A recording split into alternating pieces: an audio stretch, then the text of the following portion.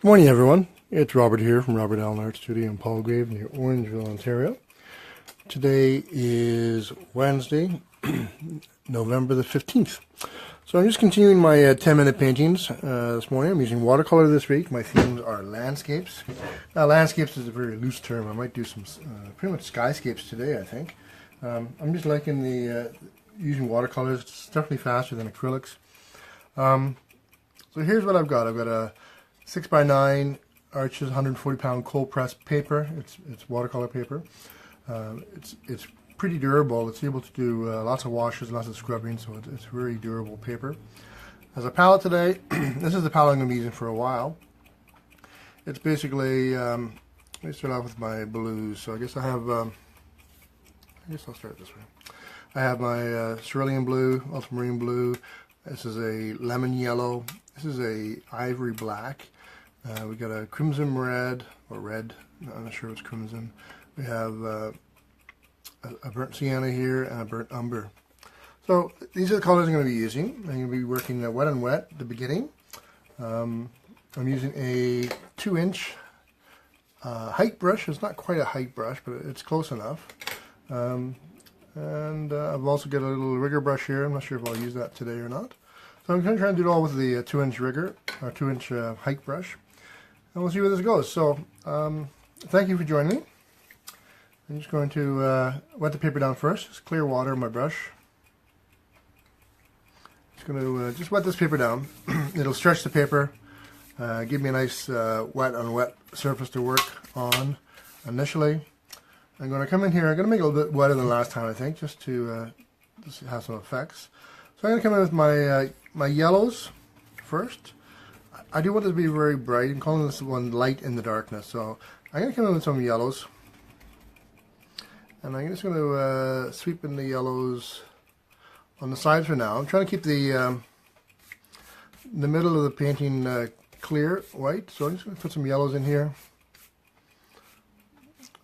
I'm going to come in with some more reds now. That'll make like a purpley hue. Let's sweep those reds in a little bit, tops, bottoms. I'm now going to make it stronger and add in some, yeah, I'm trying to go with the yellow theme here a little bit, so I'm still going to add some of the sienna in here, over that. I'm going to clean my brush now. I'm going to come in with some blues. So I'm going to do my I'm going to mix both my blues here. My cerulean blue, my ultramarine blue here.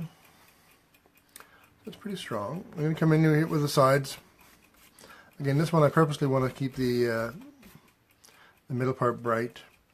I'm going to come in with some black now and darken down those blues. Add some more black to the top of it here, to the bottom. We'll see where you have a reflection today, I'm not sure. This is pretty dark. I'm going to come back in with my reds and my blue that was on there before. It'll give me a nice purple. I don't think my brush quite as wet as what it was. I'm trying to tone that down a little bit by adding some purple to it. Okay. Clean my brush.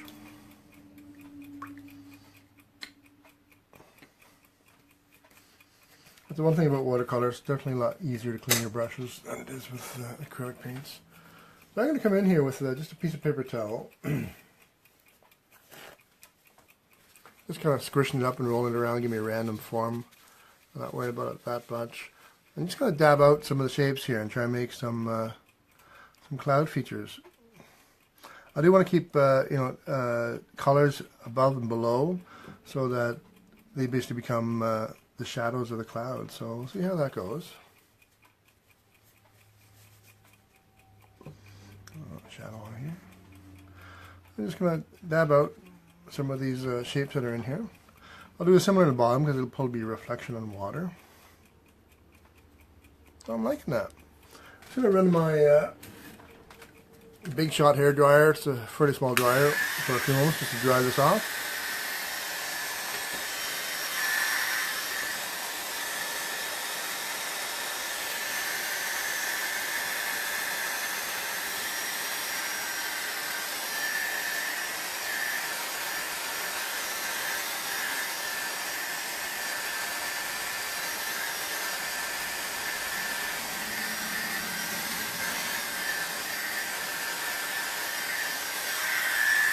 Okay. I'm liking that. I'm liking the effects of the clouds up here. Might still dab a little bit out. Be like a lesser dabbing so that there's still some colors here, but I'm trying to get some of the effects of the dark versus the light. I'm liking that.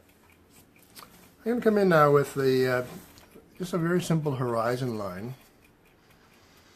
I'm going to come in with just black this time. I only have black in my brush.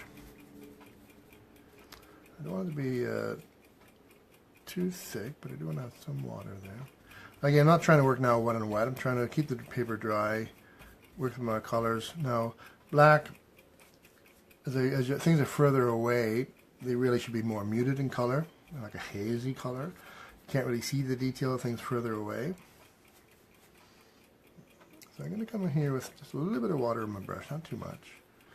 And black, I'm just going to try and establish a horizon line. I'm thinking 2/3 down will be my horizon line.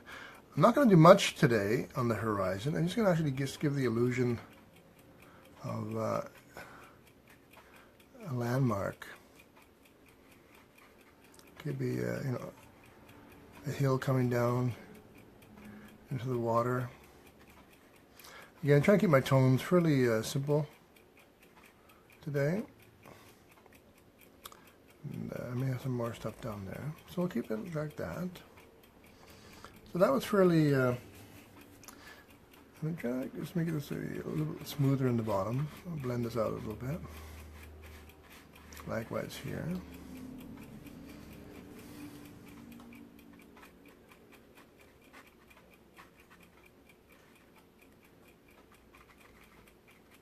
Okay. Kind of like a misty background. I'm going to come in now with, I'm going to come in with a brown. Again, I'm trying to work with just 2 tones today, so we'll add a little bit of brown, a little bit of burnt umber to my black. So I'm going to keep it fairly strong, so it's the darker I get to the viewer. I'm going to add actually a little bit of red in here, make it like a purpley red, purpley brown. And I'm just trying to add some features to the ground here. So I'm going to actually just do like a shore. There'll be a little bit of rocks on the shore. I'm probably going to scrape some effects onto here, like rocks. So let's see how this goes. I'm liking that. Let me clean up my brush. The one thing I have realized this week with water, I hadn't worked with water paints for a while, is I definitely need a bigger tub to rinse my brush out. I do need that. So I'm going to come in here. This is actually just a piece of a credit card. It's actually my HMV. Who remembers HMV? What I'm going to do is just scrape out some edges here. What it will do, it'll just help give the illusion of rocks. Some of the highlights of the rocks. I don't want to overdo it.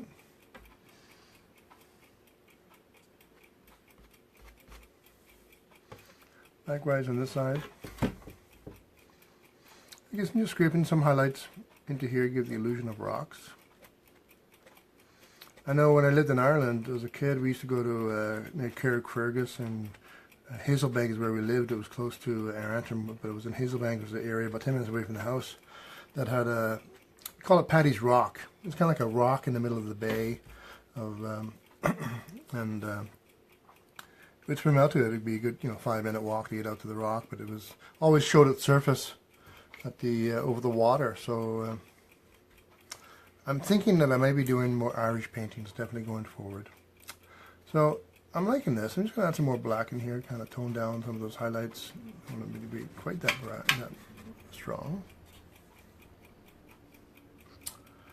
So I'm liking this a lot. I'm going to come in here with my last brush is just a little rigger brush. I'm going to come in here with some blacks. I'm just going to actually do maybe a boat. A sail on the horizon. So pretend there's a little guy on a boat. Let's see if I can draw boats or not. There's a little bit of a sail on a boat.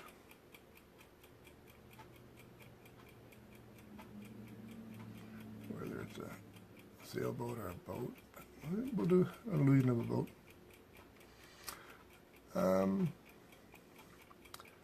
Another bird here to cover up that little mark that I had on my paper. Another bird in the distance.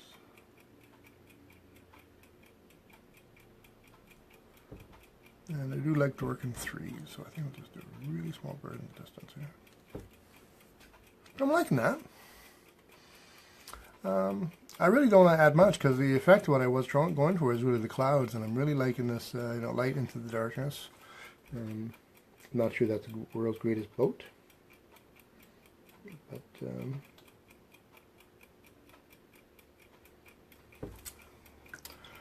there it is.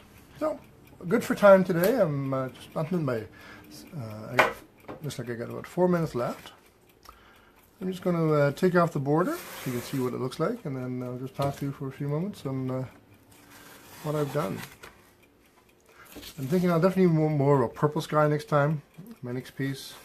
I just love the effects of clouds, so this might be like a cloud week of doing, I'll call them skyscrapes. But they may have land in them. So anyway, let me just show you this up close and some of the details that are on it.